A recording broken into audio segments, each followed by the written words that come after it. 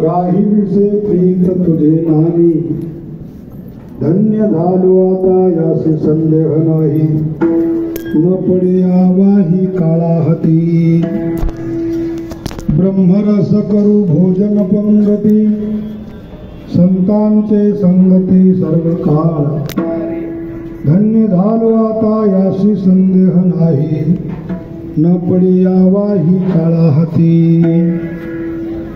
तुका म्हणे पोट झाले चिन्हधाय, तुका म्हणे पोट झाले चिन्हधाय, खादलेची खाया आवडीने, धन्य झालो आता यासी संदेह नाही, न पडे यावाही काळा हाती. विठ्ठल विठ्ठल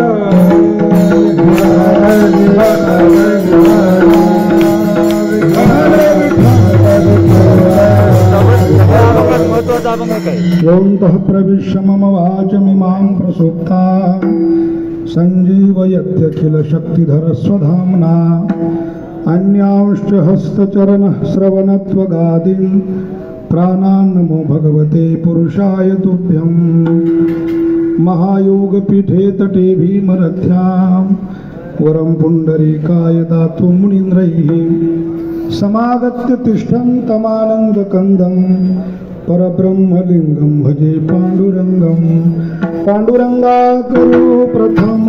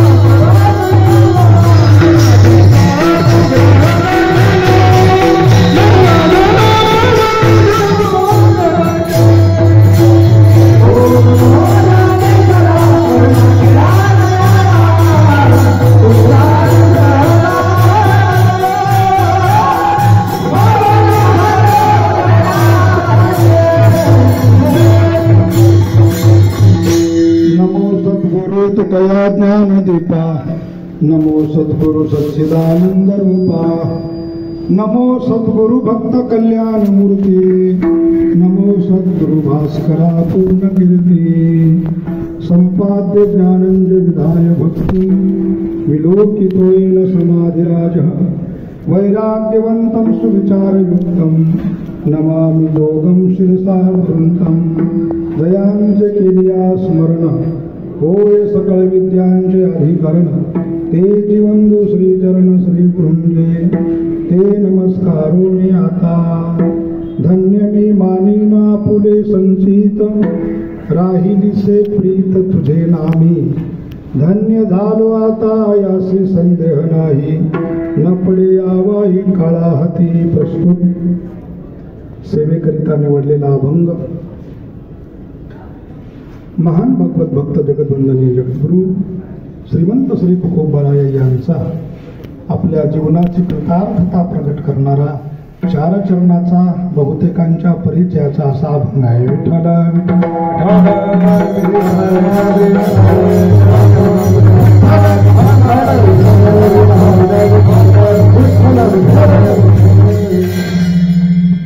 अकारण करुणावरुणालय भक्तवांच्या कल्पतरू भगवान श्री पंढरी श्री पांडुरंग परमात्म्याच्या पावन कृपेने माऊली महावैष्णव ज्ञानोबाराया जगद्वंदनीय जगद्गुरु श्रीमंत श्री तुकोबाराया स्वानंद सुखनिवासी सद्गुरु जोग महाराज आदी करून सकल साधू संतांच्या कृपा आशीर्वादाने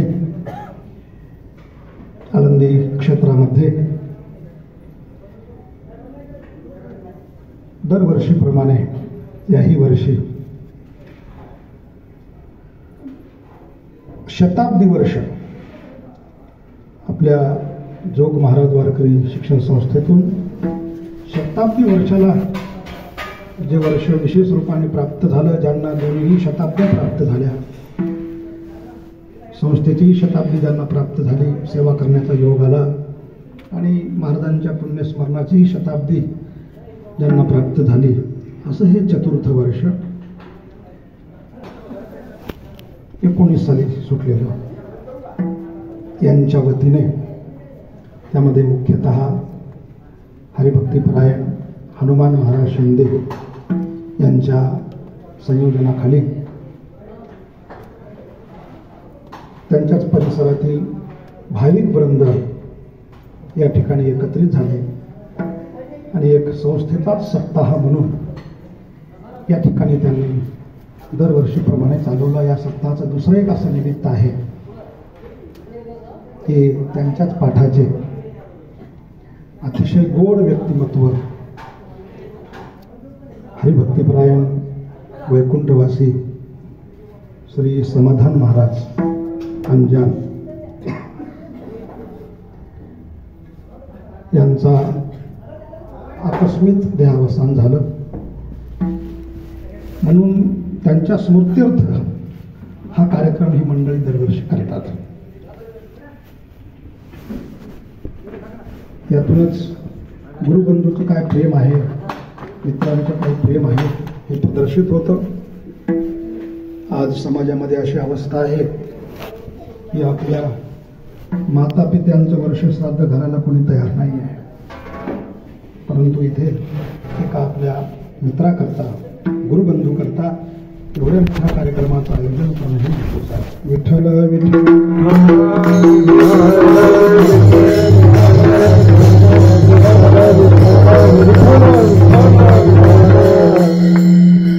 त्या कार्यक्रमाला दरवर्षी आपल्या सप्ताहातच जोग महाराज सप्ताहासारखंच वातावरण प्राप्त होतं, कारण सर्वच आपल्या संस्थेतील गुरुबंधू मंडळी या सप्ताहाला आवर्जून उपस्थित राहतात.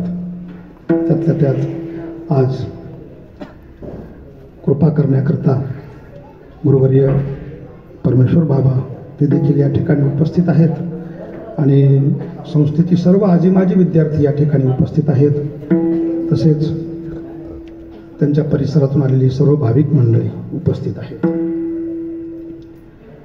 वास्तविक पाहता इथे कीर्तन करणं एवढं सोपं आहे, कारण ही सर्व विद्वान मंडळी आहेत आणि चाणाक्ष पद्धतीने सर्व कीर्तन श्रवण करणारी मंडळी आहेत. बरं, त्यातल्या त्यात एखादं टिपण बसलेलं असेल तर ठीक आहे, ते असतं सर्व बसलेलं, त्यामध्ये ते करायला अडचण नाही.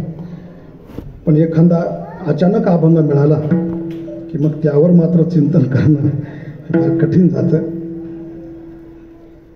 परंतु तुम्हा सर्वांना माहीतच आहे की आपला वेळ आता जवळजवळ 40 मिनिटाचाच बाकी आहे आणि कीर्तनही हे 40 मिनिटाकरताच आहे. यावर्षी चतुर्थ वर्षाला काही जे अभंग मिळाले त्या अभंगांमध्ये हा एक अभंग आहे. आमचे धनंजय महाराज दुपारपासून मागे लागले की हाच अभंग आहे. माझ्या डोक्यात दुसरा होता, परंतु ते म्हटले हा घ्या. त्यांनी 1-2 अभंग सांगितले होते, मग त्यांना म्हटलं तुम्हीच उचला आता, म्हणून त्यांनी हा अभंग मला दिला. म्हटलं तरी चालेल.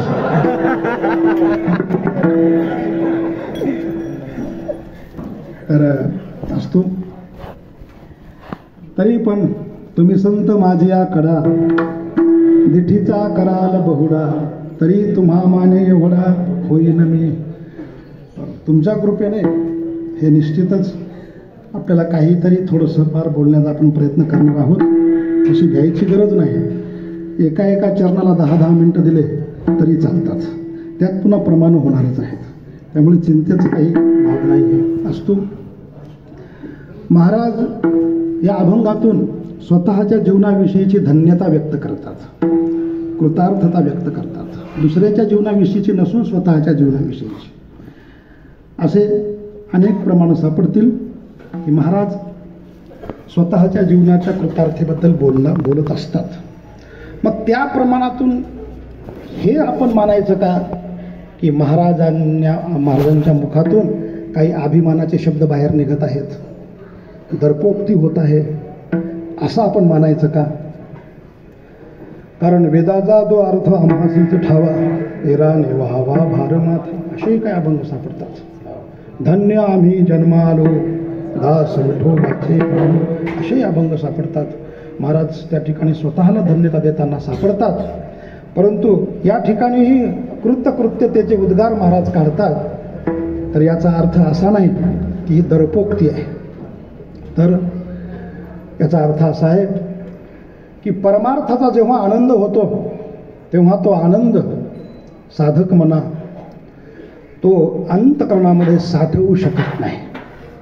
न साठवल्यामुळे तो आनंद बाहेर ओसंडतो. आणि तो कशा रूपाने ओसंडतो तर त्यांच्या मुखातून, त्यांच्या वाणीतून तो बाहेर येतो. अंतरीचे धावे स्वभावे बाहेरी धरिताही परी आवरेना. किंवा माऊली ज्ञानेश्वरीमध्ये सुंदर वर्णन करतात. का कमल कलिका धाले पण हे हृदयाची या मकरंदा ते राखोनेने दे राया रंका पारणे आमोदाचे लपविता खरे येत.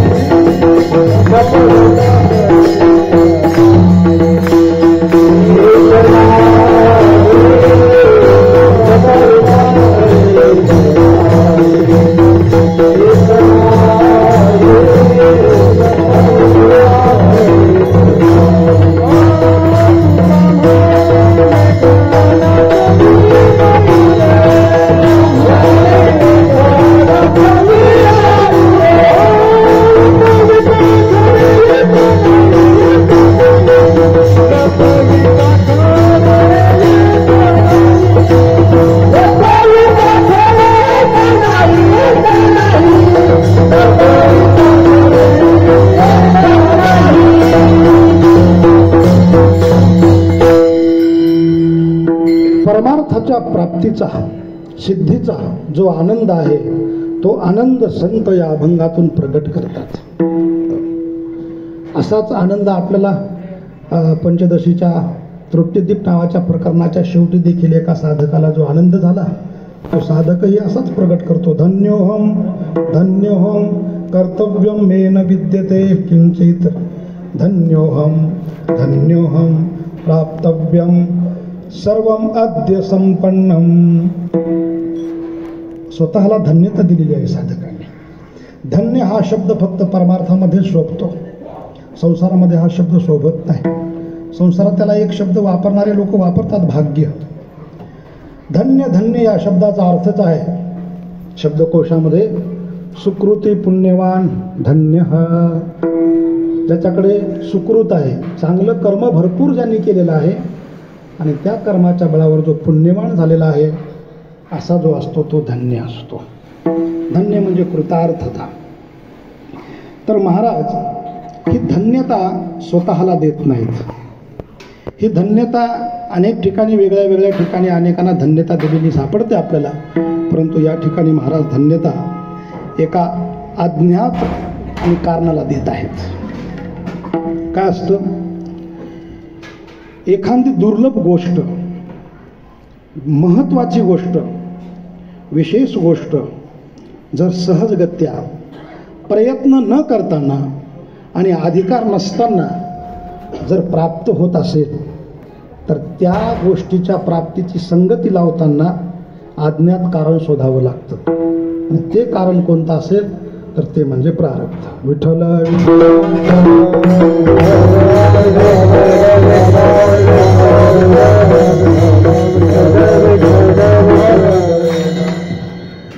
महाराजांना जे प्राप्त झालेलं आहे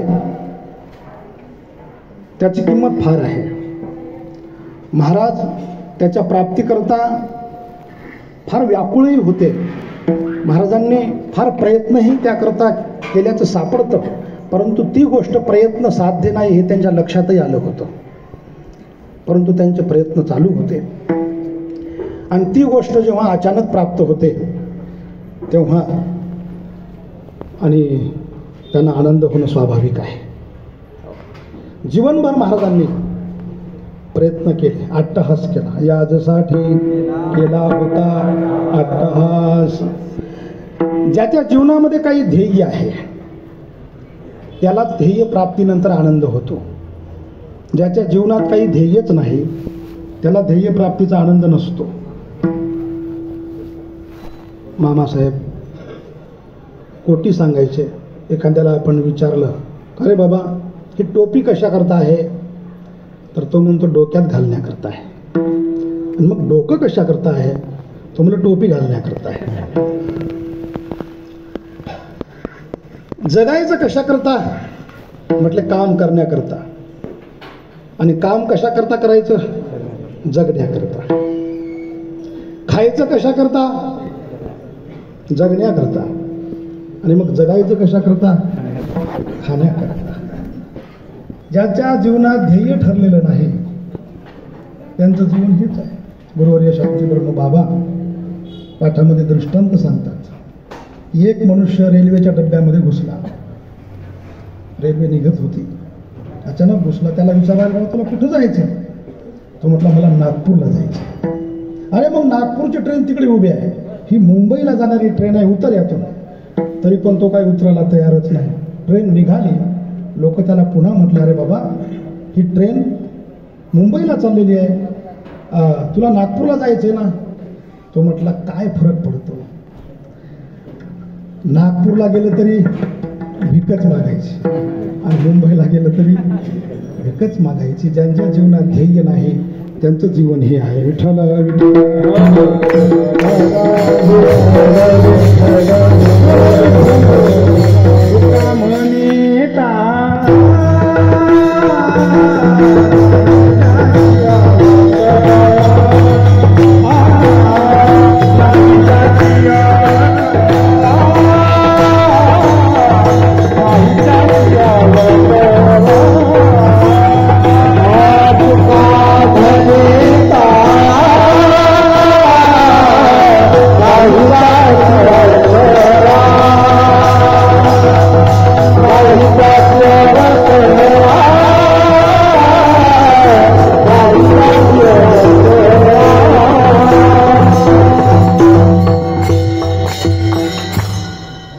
ज्यांनी आपल्या जीवनात ताळा बसवलेला नाहीये, मला काय करायचंय, कुठे जायचंय, काय प्राप्त करायचंय. तुका म्हणे ताळा नाही त्याची अवकळा. हे साध्य भगवंतांनी गीतेमध्ये सांगून ठेवलेलं आहे. तत्पदम तत्परिमार्गितव्यम यस्मिन् गता न निवर्तन्ति भूयः तमेव चाद्यं पुरुषं प्रपद्ये यतः प्रवृत्ती प्रसृता पुराणी आयुष्याच्या साधने.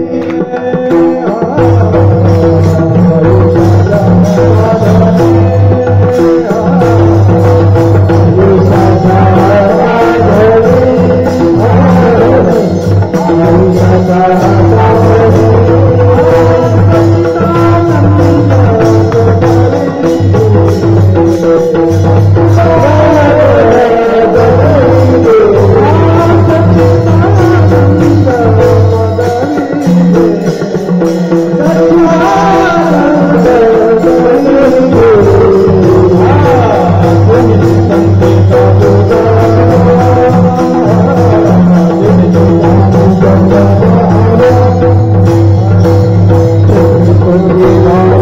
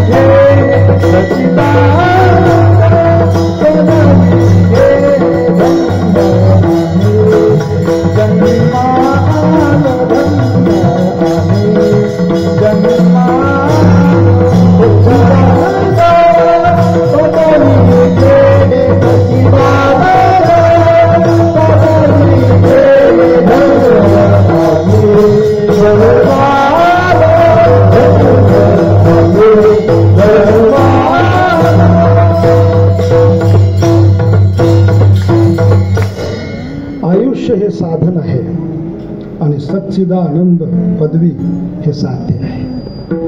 मनुष्य जन्माचं एकमेव हेच साध्य आहे आणि हे साध्य प्राप्त करण्याकरता संत नेहमी प्रयासरत असतात.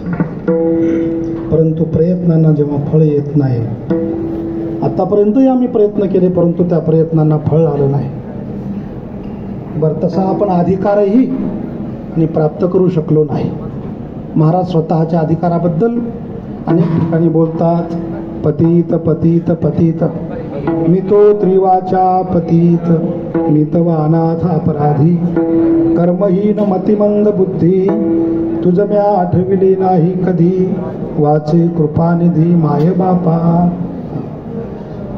अधिकार नसताना जेव्हा ध्येय प्राप्त होत असतं तेव्हा मात्र त्यांना अनुमानाने एका तिसऱ्याच कारणाचं आणि अनुमान करावं लागतं. शास्त्रामध्ये जे प्रमाण सांगितलेले आहेत, कुठल्याही वस्तूचं ज्ञान हे वेदांत शास्त्रदृष्टीने 6 प्रमाणाने होतं. त्यामध्ये प्रत्यक्ष, अनुमान, उपमान, शब्द, अर्थापत्ती, अनुपलब्धी आदी आदी हे प्रमाण आहेत. आता काहींचे काही प्रमाण मानणारे आहेत. प्रत्येक शास्त्रकार भिन्न भिन्न प्रमाणांची संख्या मानतात.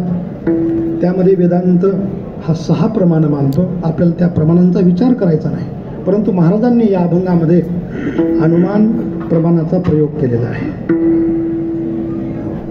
ज्या अर्थी कार्य दिसतं त्या अर्थी कारण आहे. आपण त्याच्या प्राप्तीकरता जे कारण केले ते कारण उपयोगाला आले नाही, म्हणून तिसऱ्याच आणि अशा प्रकारे कारणाचा महाराज निर्देश करतात. तो अभंगाच्या पहिल्या चरणात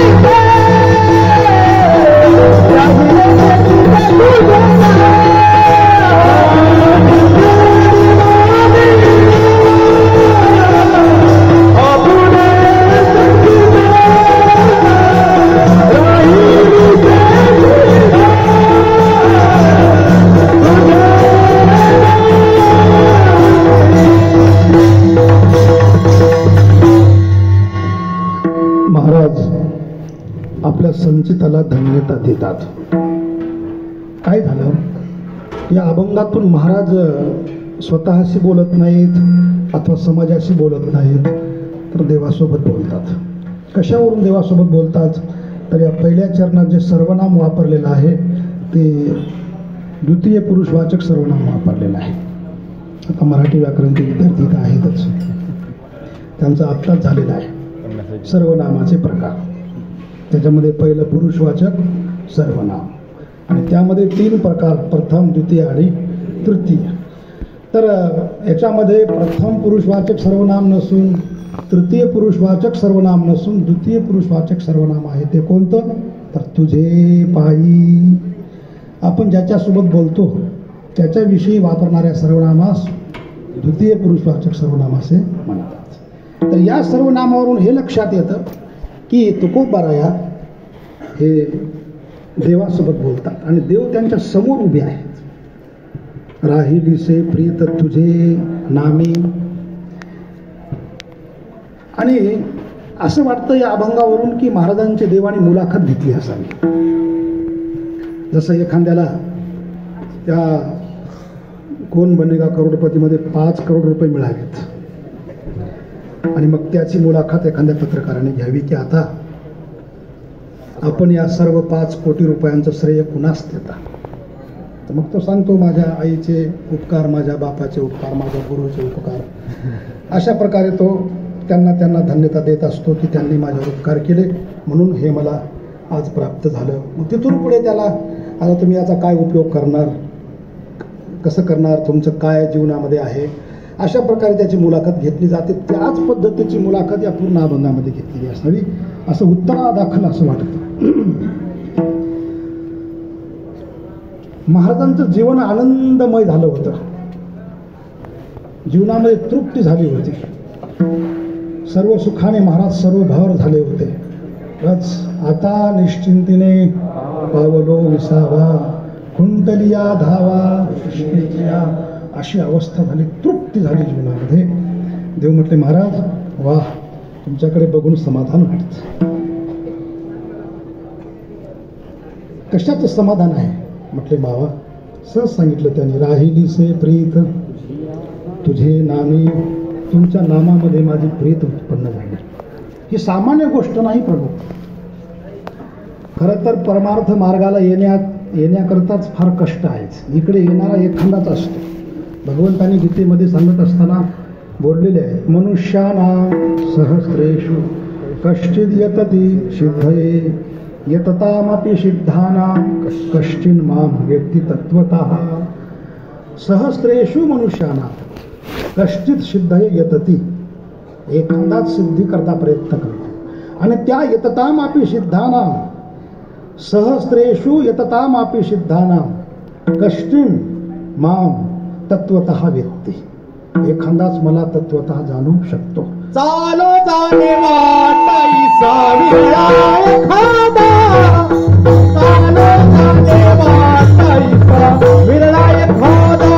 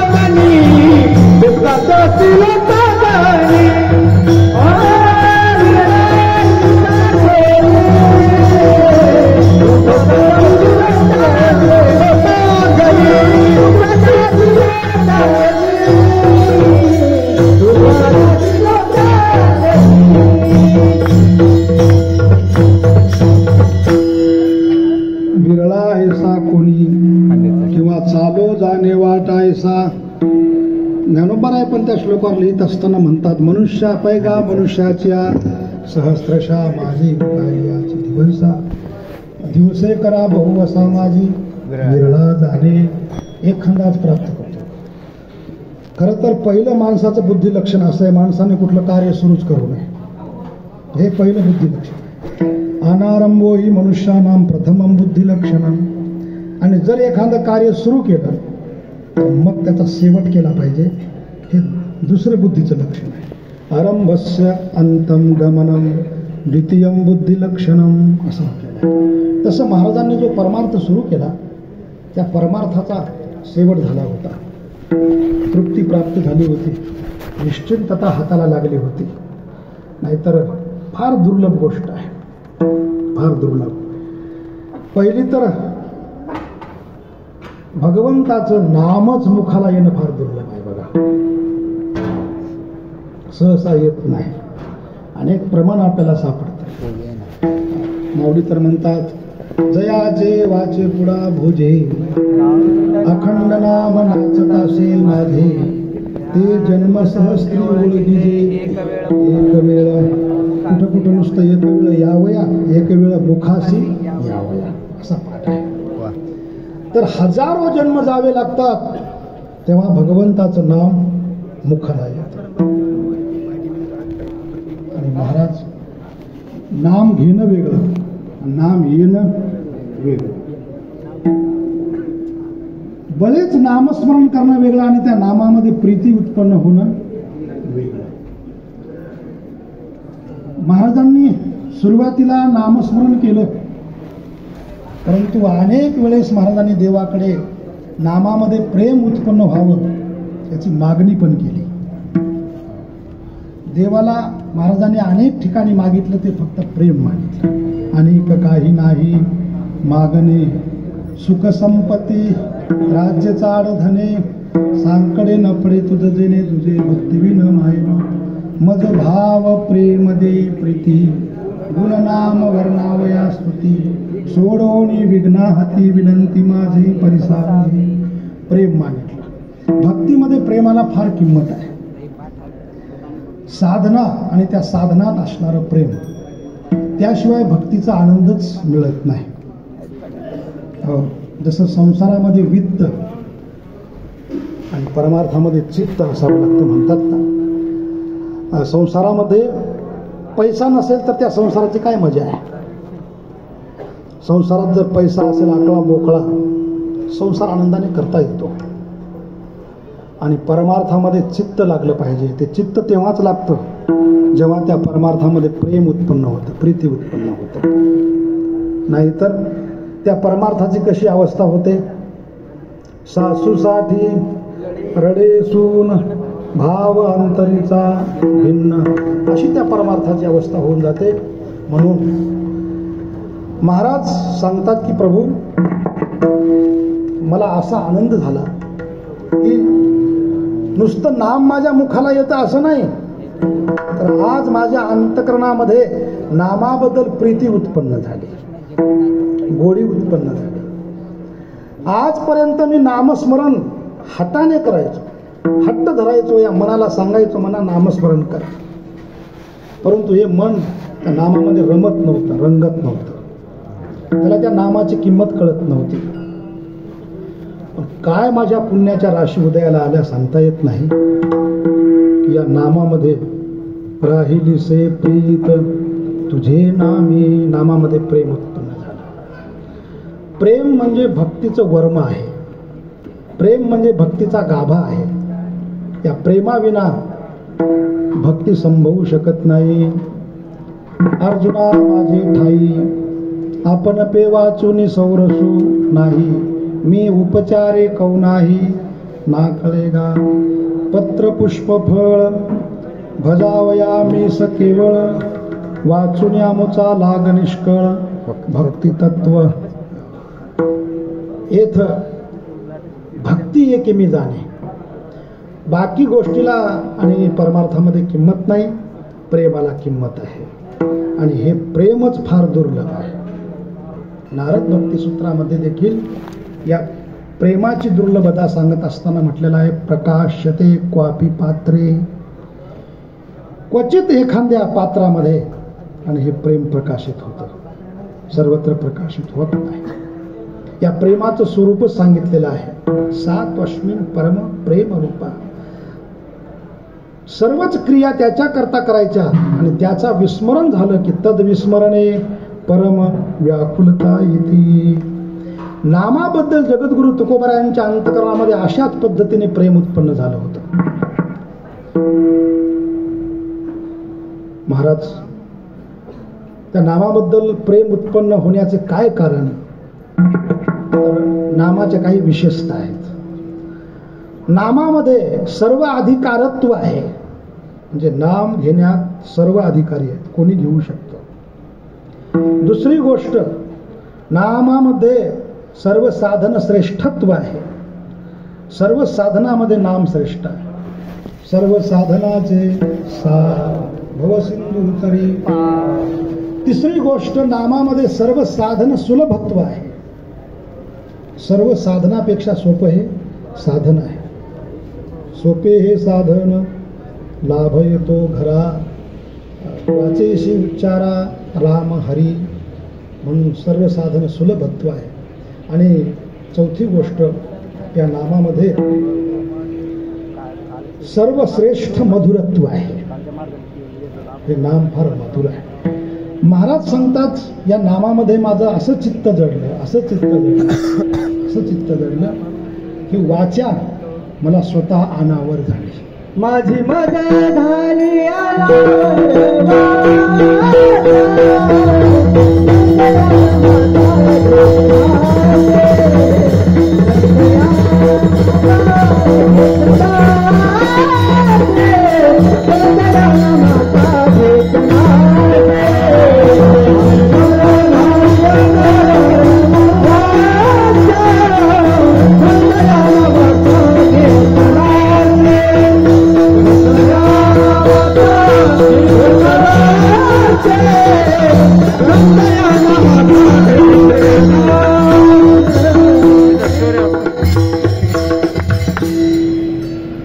इतकी प्रीती उत्पन्न झाली या वाचेला की ती मला स्वतः अनावर झाली.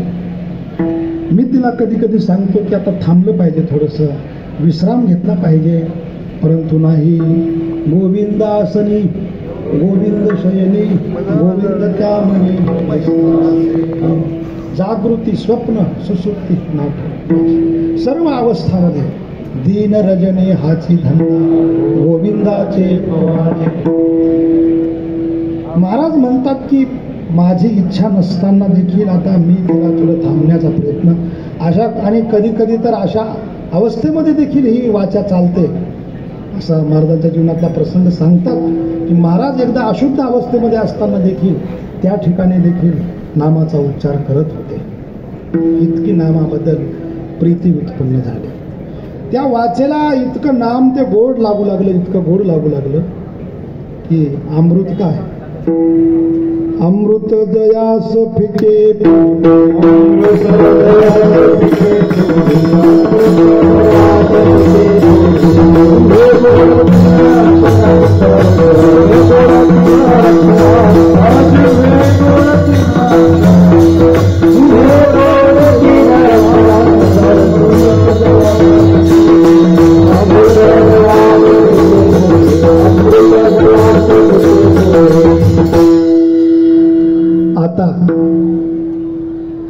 आता चिंता करायची गरज नाही की माझं कल्याण होईल की नाही, माझ्या जीवनाचं काय होईल. एकदा का मनाने मनावर घेतलं की त्या माणसाला काहीच अशक्य नाही. परमार्थ मनावर अवलंबून आहे. मनाची कृपा होणं फार गरजेचं आहे. महाराज सांगतात तशी आमच्यावर कृपा झाली. आमच्या देखील या पुरीमध्ये, देहरूपी पुरीमध्ये, याच्यामध्ये मनू नावाचा एक राजा राहतो आणि त्या मनू नावाच्या राजाने आमच्यावर काय केली, कृपा केली. मनुराजा एक देहपुरी, असे नांद तू त्यासी दोघी नारी, पुत्र पौत्र संपन्न भारी, तेने कृपा केली आम्हावरी. मनवोनी आलो या देशा, नाही तरी भुललो दिशा, दाता तोही मज भेटला इच्छा, येऊन मार्ग दावला सरिसाना. मनाने मनावर घेतलं परमार्थ, आणि मन तेव्हाच मनावर घेतं जेव्हा मनाला त्यामध्ये गोडी मिळते. या मनाचे कणके जे देखील या गोडीची या ठाया सोके, म्हणून अनुभव सुखच कौतुके देत जाई जे. मनाला जिथे प्रीती गोडी उत्पन्न होते ना, तिथे मन हे वारंवार वारंवार वारंवार त्याचं चिंतन करतं. ज्याच्याविषयी अंतकरणामध्ये प्रेम उत्पन्न होतं, परमात्म्याविषयी अंतकरणामध्ये प्रेम उत्पन्न झालं महाराज. हे प्रेम फार दुर्लभ आहे. असं दुर्लभ असणारं प्रेम मोठ्या मोठ्यांना प्राप्त होत नाही. सवय पुंसाम परो धर्मो यतो भक्तीर अधोक्षजे अहेतुक्य प्रतिहता ययात्मा संप्रसिद्धती. सर्व पुरुषांचा पुमान पुंसाम यतो धर्म. मोठा धर्म काय असेल तर परमात्म्यामध्ये, अधोक्षज परमात्म्यामध्ये भक्ती उत्पन्न होणं, प्रेम उत्पन्न होतं. यातूनच आत्मा प्रसन्न होतो. ती भक्ती कसं आणि असावी, अहेतुक्य अप्रतिहता, अशा प्रकारचं ते प्रेम असावं. आणि भक्तीमध्ये तेच प्रेम, नामामध्ये तेच प्रेम. प्रेमाचं वर्णन करत असताना नारद महर्षी आणि आपल्या भक्तिसूत्रामध्ये सांगतात ते प्रेम कसं आहे. गुणरहितम कामनारहितम प्रतिक्षण वर्धमानम सूक्ष्मतरम अनुभवरूपम, अशा प्रकारचं ते प्रेम आहे. संसारातलं प्रेम हे बदलणारं आहे, परंतु हे प्रेम बदलणारं नाही आहे. म्हणून या प्रेमामध्ये हे गुणावर झालेलं नाही आहे, स्वाभाविक प्रेम आहे. असं हे प्रेम, हे प्रेम प्राप्त करण्याकरता नारद महर्षी भक्तिसूत्रामध्ये काही उपाय सांगतात. त्यामध्ये त्यांनी पहिला उपाय सांगितलेला आहे, तत्व विषय त्यागात संग त्यागाच. विषयांचा त्याग करावा लागतो, संघाचा त्याग करावा लागतो. अव्यावृत अखंड भजनात, अखंड अव्यावृत भजन करावं लागतं. तेव्हा या भक्तीची कुठे प्राप्ती होण्याची शक्यता आहे. त्यातही त्यांनी सांगितलं, मुख्यतस्तु महत्कृपया एव. महात्म्याची जर कृपा झाली तर हे प्रेम प्राप्त होऊ शकतं, किंवा भगवत कृपा लेशाद वा, भगवंताच्या कृपेने हे प्रेम प्राप्त होऊ शकतं. इतकं सोपं ते प्रेम प्राप्त होणं नाही आहे. असं दुर्लभ असणारी गोष्ट सहजासहजी महाराजांना प्राप्त झाली. एक दिवस आणि महाराजांना वाटलं की आता तर मला मनाला जाग करायची आवश्यकता नाही. अगोदर सकाळी उठण्याकरता प्रयत्न करावा लागत होता, झोप राहत होती. पण या मनाला गोडी लागल्यामुळे हे मन झोपण्याचं देखील नाव घेत नाही, सारखं नामस्मरण. त्यामुळे तर आता इतका आनंद झाला. देवानी विचारलं, महाराज याचं श्रेय तुम्ही कुणाला देणार, हे जे तुम्हाला मिळालं ते. महाराज म्हणतात, याचं श्रेय मी स्वतःवर घेणार नाही. निश्चितच माझं पूर्वपुण्य चांगलं आहे. पूर्वपुण्य ठेवा ओढ,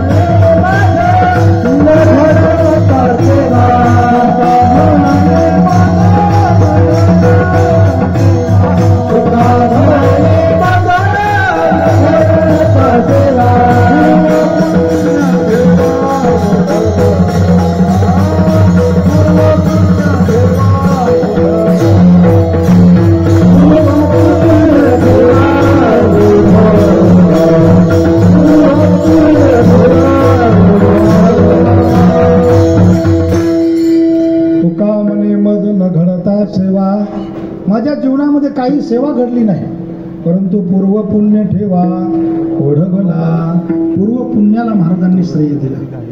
त्याच पद्धतीने या अभंगातून महाराज आपल्या संचिताला श्रेय देतात. धन्य मी मानीन आपले संचित, राहिलीसे प्रीत तुझे नामे. माझ्या संचिताला मी धन्यता देतो. निश्चितच काहीतरी जन्मजन्मीचं पुण्य असेल आणि अनंत जन्माचे सुकृत पदरी त्याचे मुखे हरी मोठा होय. जन्म जन्मांतरी असेल पुण्य सामग्री, तरीच नाम जिव्हाग्री येईल श्रीरामाचे. दिलंच पाहिजे.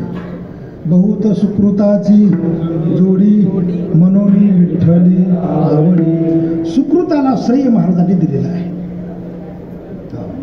आणि तेच म्हणजे संचित. त्याचे 3 प्रकार आपल्याला सर्वांना माहीतच आहेत. त्याला एकाला क्रियमान म्हणतात, एकाला संचित म्हणतात, एकाला प्रारब्ध म्हणतात.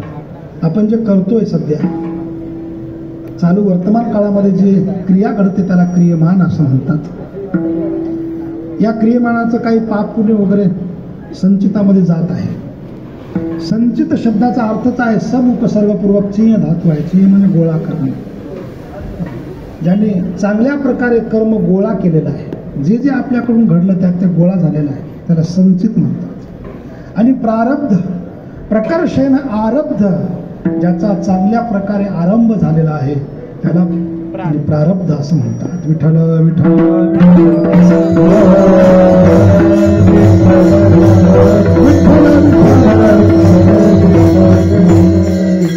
म्हणून महाराज सांगतात की धन्य मी मानेन आपुले संचित राहिलीसे प्रीत तुझे नाम, तुझ्या नामामध्ये माझी प्रीत राहिली. मग महाराज प्रीत राहण्याने तुमचा काय फायदा आहे? माझा फायदा महाराज अभंगाच्या दुसऱ्या चरणात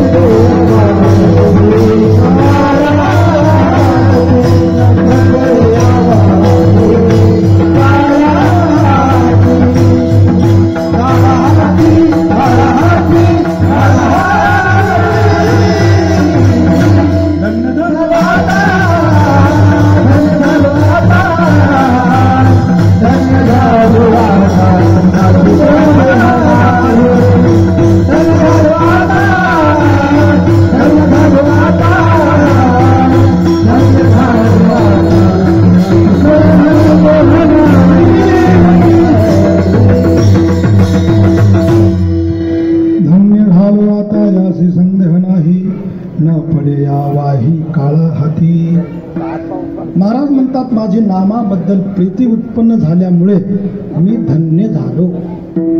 आता माझ्या धन्यतेमध्ये, माझ्या कृतार्थतेमध्ये कुठलाही संदेह शिल्लक नाही. यासी संदेह नाही, संशय घ्यायचं कारणच नाही. ज्ञान मार्गामध्ये तर कदाचित महावाक्य श्रवणानंतरही असंभावना विपरीत भावना राहू शकते, असा आपण विचारसागरामध्ये बघतो. परंतु भक्ती मार्गामध्ये ही निश्चितता आहे की मुखी नाम हाती मोक्ष ऐसी साक्ष भूतांची. इतकंच नाही, महाराज विचारताच प्रश्नार्थक रूपाने विचारता की असा एखादा मला दाखवा की ज्याने नाम घेतलं आणि तो वाया गेला. नाम घेता वाया गेला ऐसा कोणी देखियला. सांगा विनवितो तुम्हासी संत महंत सिद्ध ऋषी. तुम्ही सांगा, आता संदेह राहिला नाही आणि आम्हाला नामाबद्दल इतकी खात्री आहे, नामाबद्दल आमची प्रीती उत्पन्न झाली, नाम आमची वाचा घेत आहे ना, आता आम्ही धन्य झालो. धन्य झाले म्हणजे काय झाले महाराज? आता न पडे या वाही काळा हाती. आम्ही आता काळाच्या हाती पडणार नाहीत. निहाळी पा केवडा पसरला असे चवडा करून माझी वडा आकारू गज. या काळाची सत्ता सर्वावर आहे. हे सर्व जग, हा सर्व आकार काळाच्या मुखामध्ये सारखा जात आहे आणि त्यामुळे त्याच्यामध्ये ज्या येते अस्ति वर्धते विपरिणमते अपक्षयते विनश्यती अशी अवस्था घडत आहे. परंतु महाराज म्हणतात की आता आमच्यावर काळाची सत्ता राहणार नाही. न पडे या हाती किंवा न पडे या वाही काळा हाती. वाही या शब्दाचा अर्थ आहे प्रवाह. काळाच्या प्रवाहामध्ये आम्ही येणार नाहीत. आमची सत्ता आता काळावर झालेली आहे. म्हणून तर महाराजांनी कळी काळाला त्या ठिकाणी त्याच्यावर कास घातलेली आहे. कळी काळावरील घातली कास असे महाराज आहेत. म्हणून महाराज सांगतात आता मी निश्चिंत झालो, निवांत झालो. त्यामुळे मला घ्यायची आवश्यकता नाही, संशय करण्याची आवश्यकता नाही, इतका निश्चिंत आहे. म्हटले महाराज तुमच्या जीवनामध्ये जे तुम्हाला प्राप्त करायचं होतं ते तुम्हाला प्राप्त झालं, चांगली गोष्ट आहे. परंतु आता इथून पुढचं जीवन तुम्ही कसं व्यतीत करणार? त्याचं उत्तर महाराज अभंगाच्या तिसऱ्या ब्रह्मरस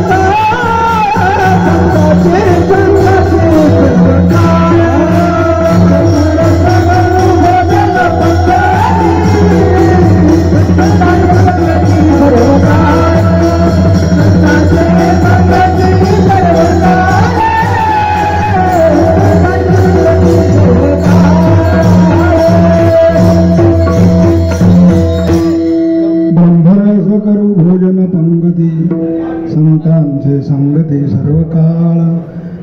जेव्हा हा प्रेम रस प्राप्त झाल्यानंतर पुढचं जीवन तुम्ही कसं व्यतीत करणार असा जेव्हा प्रश्न विचारला महाराजांनी सांगितलं की आम्ही आता उर्वरित जीवन फक्त आनंदाचा उपभोग. तो आनंद कोणता? तो ब्रह्मरसाचा आनंद घेऊया. आणि तो आनंद कुठे घेणार? आम्ही पंगतीमध्ये घेणार. कीर्तन संपलं की लगेच तो आनंद आम्ही घेणार. ब्रह्मरस करू भोजन पंगती. संतांच्या संगतीला तो आनंद घेणार. म्हणजेच आम्ही ज्ञानोत्तर भक्तीचा स्वीकार करणार. आणि ती भक्ती एकट्यामध्ये होत नसते, संतांच्या सोबत करायची असते. म्हणून संतांच्या समवेत भक्तीचा आनंद घेत राहू, मेळ्यामध्ये घेत राहू, वारी करत राहू. वारीमध्ये भजनाचा आनंद घेऊ, कीर्तन करू, कीर्तनाचा आनंद घेऊ, साधूच्या संगतीला घेऊ. आणि पोटभर आम्ही ते सेवन करू. मग देव म्हटले, महाराज बरं भोजन झाल्यावर तुम्ही काय करणार? म्हटले भोजन झाल्यावर पुन्हा भोजनच करणार. म्हटले कसं? आता एकदा पोट भरल्यानंतर पुन्हा कुठं खात असतो का मनुष्य? म्हटले व्यवहारातलं भोजन हे ठीक आहे, त्याने पोट भरतं. पण भक्तीतलं भोजन असं आहे, त्यांनी पोट भरल्यासारखं वाटतं परंतु पोट भरल्यासारखंही वाटतं, म्हणजे तृप्ती होते. आणि पुन्हा खाल्लं तर ते अपचनही होत नाही. जेवढं जिभेला गोड लागेल तेवढं घेत राहायचं. आणि पोट हे भरल्यासारखं वाटलं तरी ते कदापि भरत नाही, ते पुन्हा पुन्हा खावंसं वाटतं. अभंगाचं सेवन. तुका म्हणे पोट झालेची नदाय, तुका म्हणे पोट झालेची नदाय, तुका म्हणे पोट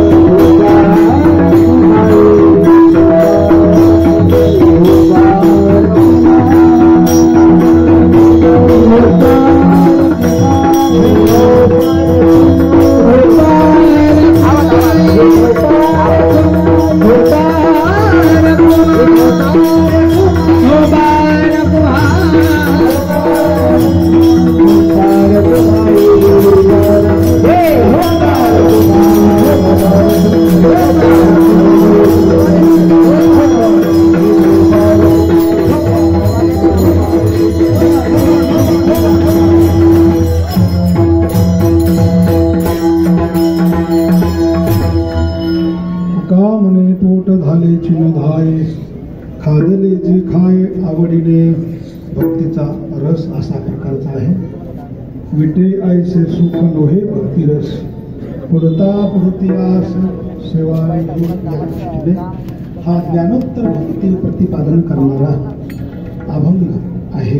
आणि अभंगातून महाराजांनी आपली साधनाही सांगितली आणि साध्यही सांगितलं आणि त्या साध्याचा उपभोग कशा पद्धतीने आम्ही घेतो हेही या अभंगातून प्रतिपादन केलेलं आहे. असतो आता हा भक्तीचा उपभोग खूप झाला.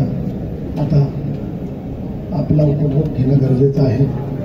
भोजनाचा आनंद त्यामुळे वेळ असणारी कीर्तनाची ही संपलेली आहे. उलट जास्त वेळ झालेली आहे. म्हणून झालेली सेवा माऊली ज्ञानोबा यांच्या चरणी